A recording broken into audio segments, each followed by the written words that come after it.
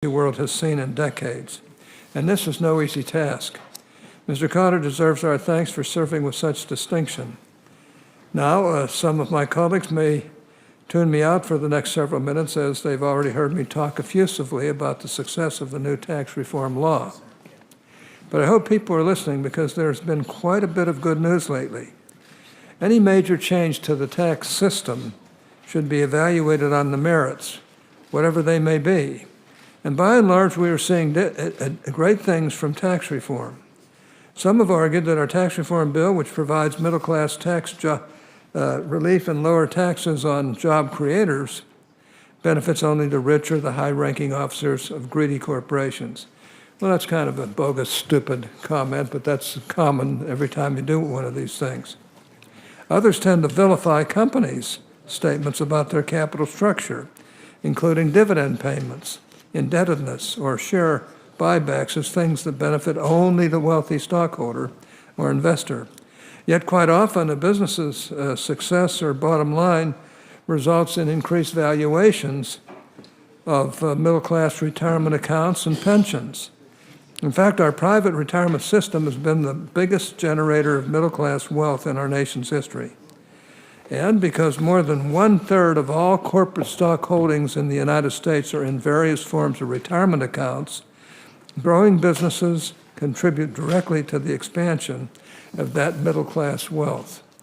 So yes, with lower corporate tax rates and other reforms to our business tax system, we have seen some immediate success, as hundreds of major companies have publicly announced their plans to raise wages, distribute bonuses, or boost employee 401k contributions.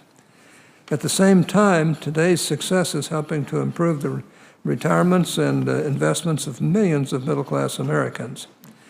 I'd say those are really good things. That said, despite all of this good news, we still have a great deal of work to do to ensure that the tax laws are implemented correctly.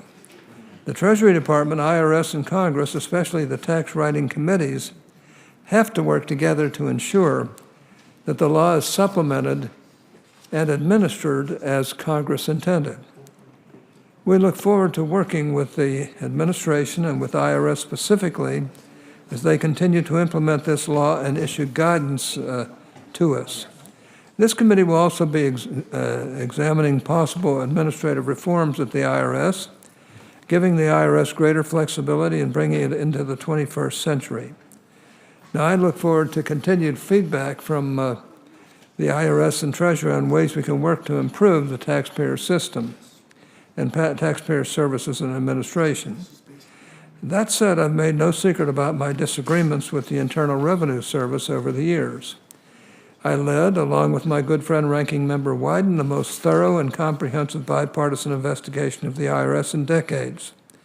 I've gone after the IRS for everything from wasteful spending to political targeting to questionable enforcement practices. No one here needs to remind me about IRS missteps, regardless of which president or commissioner has been at the helm. But personally, I think it's high time that Congress re-examines its approach to the agency, because IRS will bear the brunt of the burden in implementing and administering the tax code and the new tax provisions. It needs sufficient personnel and resources to carry out its important mission at this critical juncture. I should say missions at this critical juncture. Let's keep in mind that the IRS is the only agency in the government that touches every single American every single year. And that's why I've pushed for such robust oversight over the years.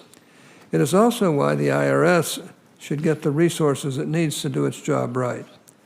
For example, the IRS is still using computer software that is older than most of my committee staff, and you can take a look at them. They're not all millennials.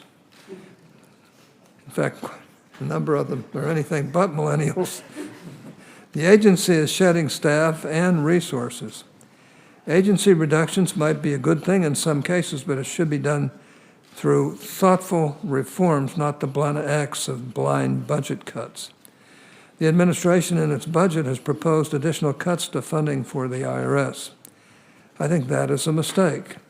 Well, I've had quite a bit to say over the years about the allocation of resources at the IRS, now directly after passage of a major overhaul of the tax system, is not a great time to further reduce the taxpayer services budget of the agency that will do most of the work in implementing the updated tax code.